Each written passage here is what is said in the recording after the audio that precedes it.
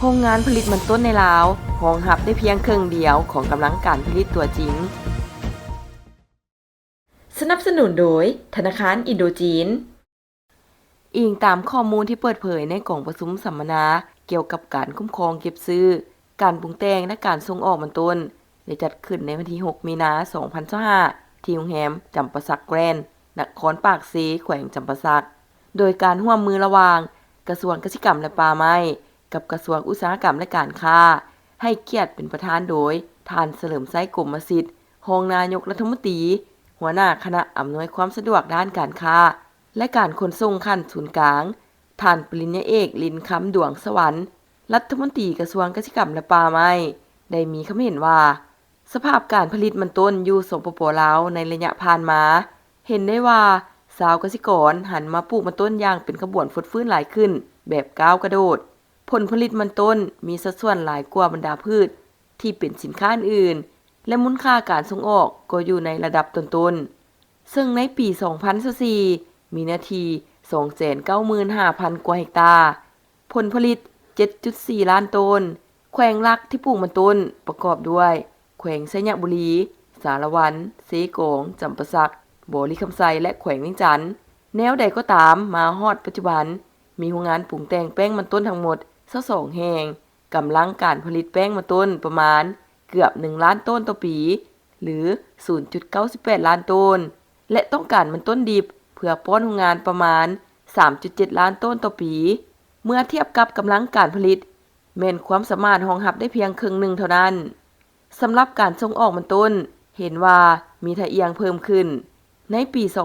2024 สามารถส่งออกมันต้นได้ประมาณ 2.4 ล้านต้นมูลค่าส่งออก 440 ล้านกว่าดอลลาร์สหรัฐในที่ประชุมได้รับฟังการรายงานนโยบายการส่งเสริมการผลิตปรุงแต่งและการส่งออกมันต้นการคุ้มครองและพัฒนาอุตสาหกรรมมันต้นการแก้ไขปัญหาฝุ่นละอองจากการเคี่ยนทายมันต้นการคุ้มครองโรงงานแป้งและการส่งออกมันต้นและการเจรจาส่งออกมันต้นการค้นคว้าแนวพันธุ์และเทคนิคการปลูกมันต้นเพื่อความยืนยงรวมทั้งระบบติดตามการนำเข้าส่งออกสินค้าเกษตรกรรมพร้อมนี้บรรดาผู้แทนที่ได้เข้าปรึกษาหารือแลกเปลี่ยนบทเรียนเกี่ยวกับเวียกงานการปลูกการเก็บซื้อการปรุงแต่งและการส่งออกมันต้นเวียกงานส่งเสริมโรงงานแป้งมันต้นเสนอทิศทางในการลดพรขั้นตอนในการส่งออกสินค้าเกษตรกรรมเติมอีกเพื่อเป็นแนวทางในต่อหน้าโอกาสนี้ท่านเฉลิมไส้กรมสิทธิ์รองนายกรัฐมนตรี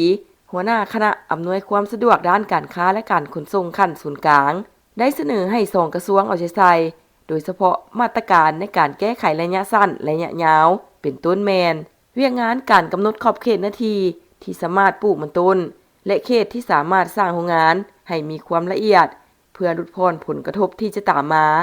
กำหนดโครงสร้างราคาสินค้าให้มีความชัดเจนโดยการศึกษาราคาสินค้าของตลาดเพื่อหลีกเลี่ยงผลกระทบด้านราคาสินค้า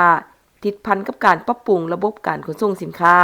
เพื่อให้ทุกภาคส่วนสามารถได้รับผลประโยชน์ในตัวหน้าทานฮู้บ่ว่าไดนาเพ่แม่นหยัง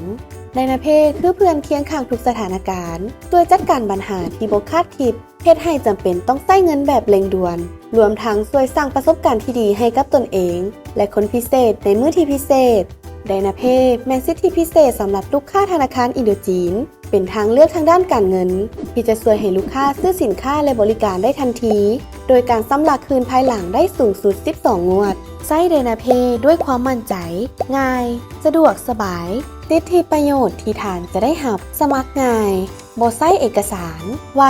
ง่ายสะดวกสบายมีการชำระค่างวดที่ยืดหยุ่นบ่จำกัดสินค้าในการนำใช้สำหรับผ่าน QR Code ห้านค้าของธนาคารอินโดจีนซึ่งว่าผู้ที่มีสิทธิ์นำใช้ไดนาเพ่ต้องมีอายุ18ปีขึ้นไปมีบัญชีกับธนาคารอินโดจีนและมีแอป IB คู่ของธนาคารไดนาเพ่คุ้นค่าที่หลายกว่าเงินฝากถ้าบุญหลายมีความจำเป็นต้องได้ซ่อมแปลงรถมูลค่า6,800,000 กีบถ้าบุญหลายเลือกจ่ายด้วยไดนาเพ่ที่สามารถผ่อนจ่ายได้6งวดตกงวดละ1,200,000 กีบโดยที่บ่ต้องจ่ายเงินเป็นก้อนใหญ่แบบเต็มจำนวนถ้าบุญหลายมีความสบายใจในการจ่ายค่าซ่อมแปลงรถของเราเนื่องจากยังมีเงินเหลือไปใช้จ่ายอื่นๆได้อีก